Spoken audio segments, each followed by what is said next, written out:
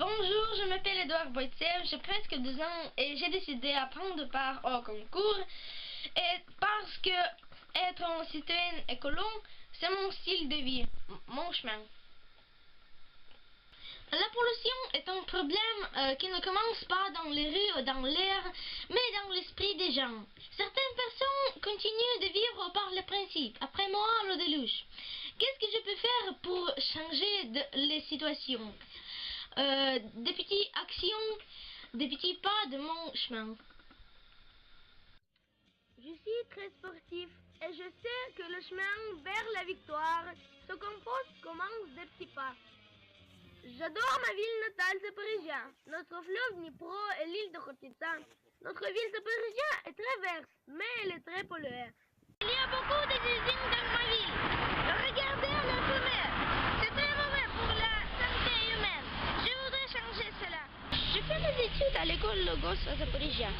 Nous aidons à faire le nettoyage de la territoire près de notre école. Quand mes parents et moi allons au magasin, nous utilisons un sac beaucoup de fois. Parce que l'usage des sacs en plastique est une des sources de pollution de l'environnement. À propos, nous mettons les batteries utilisées dans des conteneurs spéciaux. Voilà mon petit pas. À mon avis, il est nécessaire de recycler toutes les ordures que les gens produisent. À l'avenir, je voudrais construire une usine de traitement des déchets, ce qui ne sera pas nuisible à la nature. Je rêve aussi d'avoir un Tesla électrique, peut-être, un jour. Je sais que le chemin vers la victoire se compose commence des petits pas. Être un citoyen écolo, ce sont les petits pas de mon chemin. Merci pour votre attention. Bonjour, je m'appelle Yana, j'ai 13 ans, j'habite Khoust. Je suis un élève de l'école numéro 1. Je pense que je suis un citoyen écolo engagé dans ma vie. Je veux parler avec vous des problèmes écologiques. Les problèmes écologiques sont très importants, surtout aujourd'hui. Je me sens préoccupée de problèmes écologiques. Je respecte les règles simples. Si j'avais le pouvoir de changer quelque chose, je voudrais économiser la consommation d'énergie. Par exemple, si on oublie d'éteindre la lumière, l'électricité ne sera pas suffisante à nous tous. Je pense que chacun peut se rappeler une situation. La lampe est allumée, mais il n'y a personne dans la chambre. Ou la télé marche, mais personne ne la regarde. Imaginez que chaque personne oubliera d'éteindre la lampe ou la télé. Ce sera une catastrophe écologique. La quantité d'énergie qui disparaîtra est égale à la quantité que 100 puissantes usines électriques pourraient donner. Je veux vous faire comprendre que chaque usine électrique exige les tonnes innombrables de charbon et les flots colossales de pétrole. Et les gens doivent extraire permanentement ce carburant. Voyez-vous maintenant que lampe allumée est très trop coûteuse pour les gens et l'écologie. Je vous prie, n'oubliez pas d'éteindre les instruments électriques que vous n'utilisez plus. C'est très facile, mais nous aiderons notre planète et nous diminuerons un des problèmes écologiques. Bonjour, moi c'est Victoria, j'ai 12 ans. J'habite avec mes parents et mon petit frère. Ma ville se trouve entre les Carpates et les Dniester. La maman de ma maman, alors ma mamie, est née dans un village au bord du Dniester. Nous aimons passer nos week-ends là-bas. Nos hommes, papa et mon petit frère, vont pêcher à la ligne. Et moi avec maman, nous aimons passer notre temps dans le jardin de mamie. Qu'est-ce que nous aimons les pommes, les prunes et les poires du jardin. Mais un jour j'ai entendu à la télé qu'on allait construire une centrale hydroélectrique tout près de notre ville. Papa m'a expliqué que plusieurs villages seraient sous l'eau. Les villages de ma grand-mère aussi. Cela m'a rendu vraiment triste, parce qu'avec ma classe, j'ai déjà visité la ville de Bogota, qu'on appelle l'Atlantide ukrainienne, noyée par les eaux d'une autre centrale. L'ici est très beau, mais c'est aussi très triste. Non, je ne veux pas. Je ne veux pas que le village de mamie n'existe plus. Quand nous étions en vacances en Espagne, j'ai vu sur les collines des grands moulins modernes. Maman a expliqué que ces moulins produisaient l'électricité. Je sais maintenant que ce sont des éoliennes. Et c'est la solution pour nous. Il faut installer les éoliennes pour avoir l'électricité.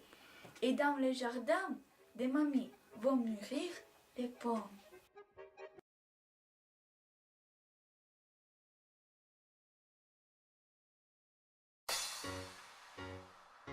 Sous le ciel tendrement bleu, sur la terre excessivement riche, fertile et avec une très bonne humidité du sol, sur les rives pittoresques du fleuve vaste de Dnipro, avec ses eaux pures de cristal, c'est une ville d'une beauté extraordinaire, une ville magnifique de Tcherkassy.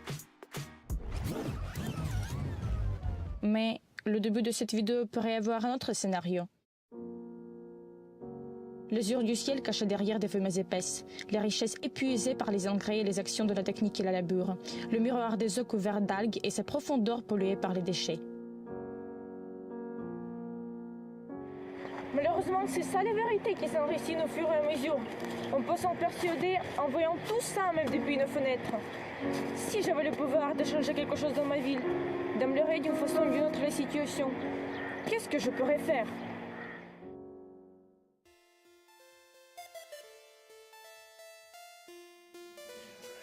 Les approches de ma ville sont couvertes de forêts. En les passant, volent les voitures sans arrêt. Par les fenêtres, on peut observer les abattages sont les mêmes préservés. Mais les forêts représentent un poumon. Il faut alors arrêter ces actions. Ce problème, il saute aux yeux. Alors une hache, on te dit adieu. Dans notre ville, on peut aussi voir de nombreuses lanternes sur les boulevards. Elles éclairent pour nous la nuit. Mais ici, il y a aussi un souci. Pourquoi on a fait qu'elles sont allumées la journée? Ce problème, il saute aux yeux. Alors la consommation énergétique rationnelle, on te dit adieu. Dans ma ville, chacun est en mouvement, mais le trafic routier amène au réchauffement. On a déjà pris les mesures à Paris, le même sort atteindra Tcherkassy. Ce problème, il saute aux yeux. Alors la pollution par des gaz, on te dit adieu. Mais pourquoi on dit si attendement si on peut commencer même dès maintenant? On doit agir avec une bonne volonté. Quand on est ensemble, on peut tout affronter. Alors nous devons discuter et parler de nouvelles solutions. On doit y penser pour que tout le monde puisse comprendre. La nature autour de nous, on doit la défendre. Car détruire l'environnement est aussi absurde que de scier la branche sur laquelle on se trouve.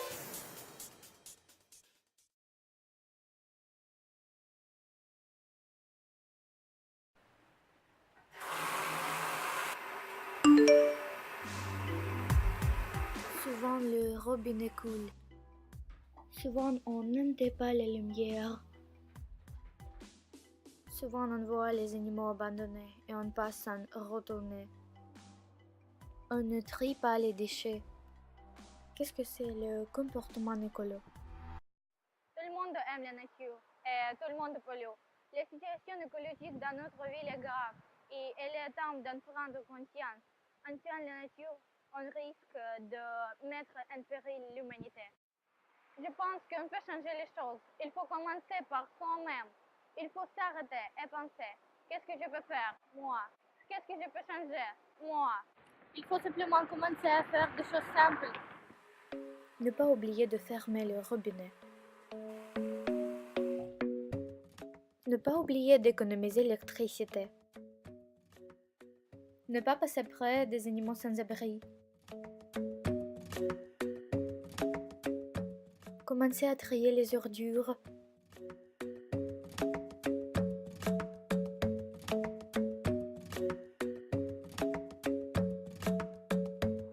Aujourd'hui, je suis seule. Demain, nous sommes deux. Dans une semaine, on sera 1000 ou millions. Je n'ai pas besoin de grandes opportunités pour faire quelque chose, parce que je peux faire tout de mes propres mains. Alors, je vais le faire.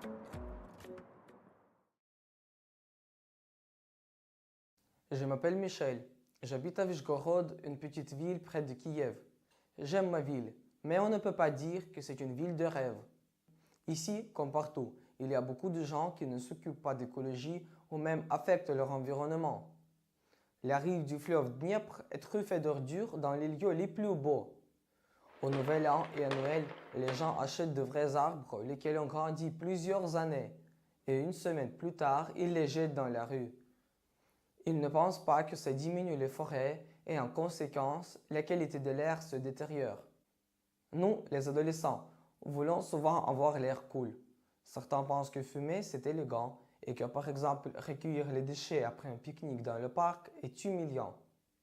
Si j'étais un homme de poids dans ma ville, premièrement, j'introduirais dans les écoles des conversations explicatives périodiques et des raids volontaires.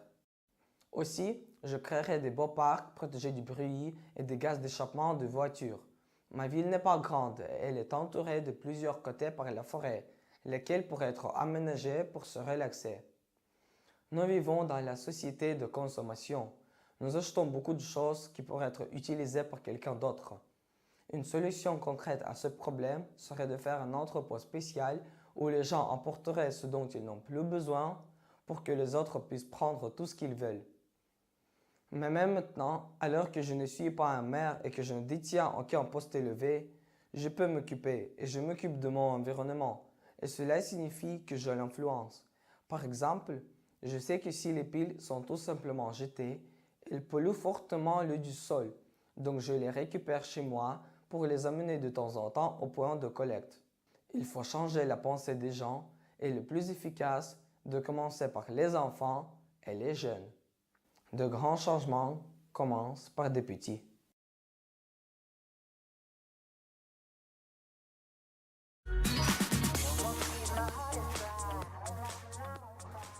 Pourquoi avons-nous besoin de protéger l'environnement? Le mot écologie signifie maison. L'idée de la maison comprend toute notre planète avec sa population, sa nature, tous les êtres vivants et même l'atmosphère qui environne la planète. Mais peut-on dire que tout le monde est heureux aujourd'hui dans notre maison? Malheureusement, on ne peut pas la fermer. Pendant plusieurs siècles, les hommes vivaient en harmonie avec la nature.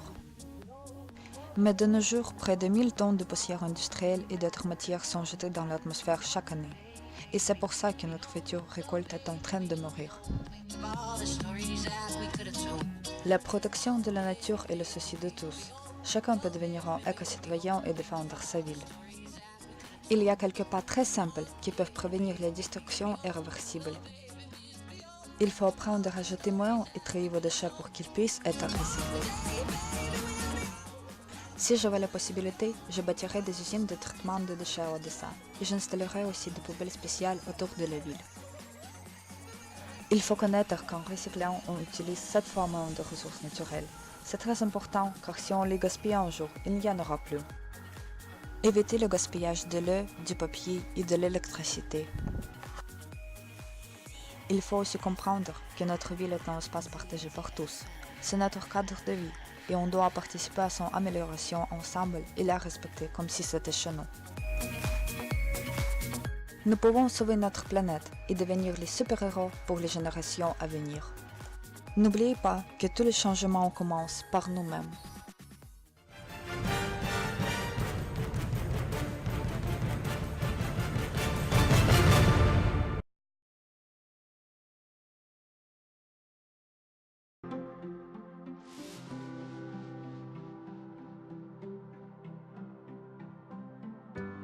Moi comme vous, on se compose de 60% d'eau. Je suis sûr que si nous allons consommer de l'eau vraiment potable, nous vivrons longtemps. À Kiev, dans ma ville natale, l'eau arrive dans nos robinets des deux rivières, Desna et Dnipro. Aujourd'hui, la ville compte 5 millions d'habitants qui consomment chaque jour près de 900 mètres cubes d'eau. Le service de distribution d'eau de la ville assure que tout est bien, mais en réalité, c'est un liquide toxique mélangé du chlore, d'aluminium, du fer et du manganèse qui coule de nos robinets. Oui, on purifie l'eau, mais les normes sanitaires de qualité de l'eau ukrainienne ne correspondent pas aux normes européennes, et ces impuretés dangereuses sont autorisées. Toutefois, les scientifiques ont indiqué que la présence du chlore dans l'eau provoque les maladies oncologiques. La présence de l'aluminium et du manganèse produit l'affection de la moelle et le système nerveux central. Je ne veux pas de l'avenir aux habitants de ma ville natale. J'ai un grand désir de résoudre le problème de l'eau et pureté.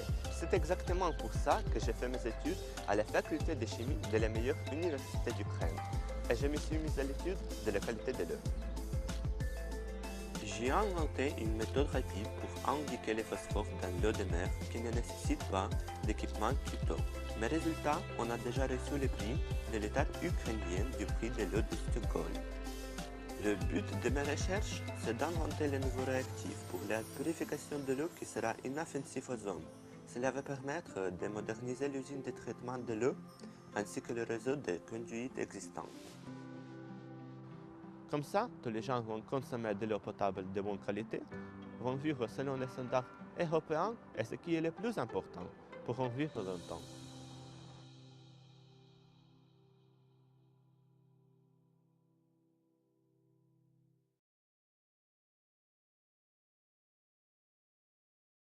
Mes chers concitoyens, c'est un immense honneur pour moi aujourd'hui de me présenter aux élections municipales.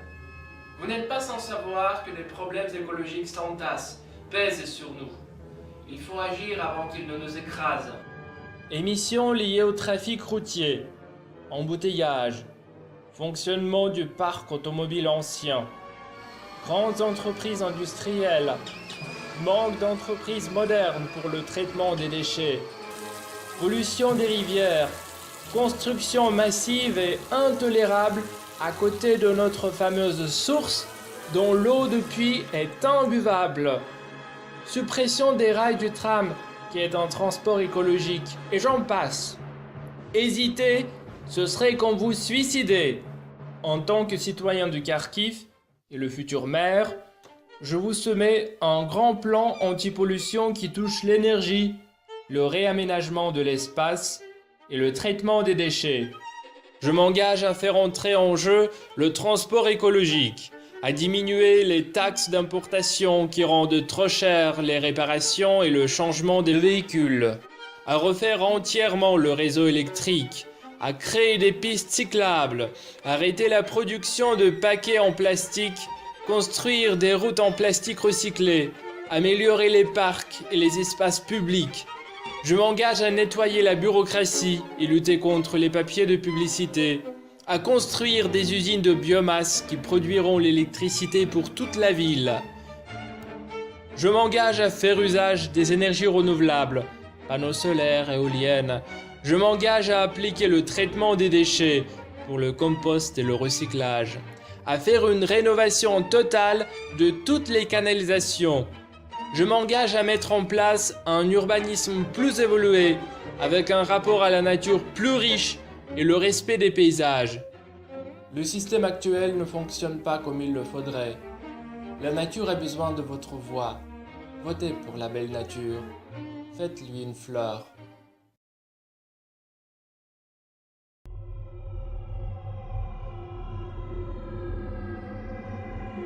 Bonjour Victoria, je m'appelle Leonardo da Vinci. Avec une machine à remonter le temps, j'ai la possibilité de regarder toute l'histoire de la civilisation humaine.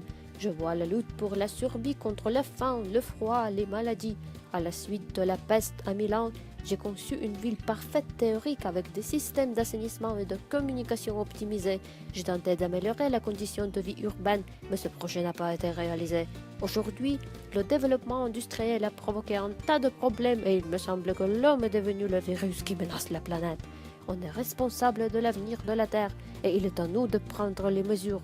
Chacun de nous peut contribuer au développement durable sans faire de grands efforts.